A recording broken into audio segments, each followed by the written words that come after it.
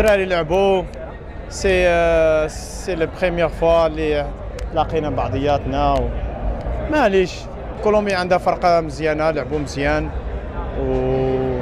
والفوز ليهم اليوم ان شاء الله. البروشان ماتش نحاولوا حنا نجيبوا الفوز. البيبليك اللي حضرات اليوم باش شجعتكم غنشكروهم بارفي شحال جاو هنايا ساعدونا وكنشكروهم، والمسامحه ما كاينش الرباح، ما ان شاء الله قدام. المنتخب الكولومبي كان عنده معسكر من مدى وعارف القانون ديال والنظام ديال هاد التظاهر ولا هاد المشاركه.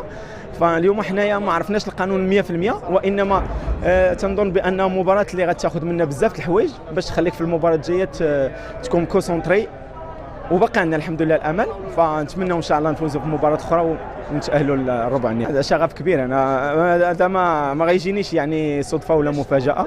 فالمنتخب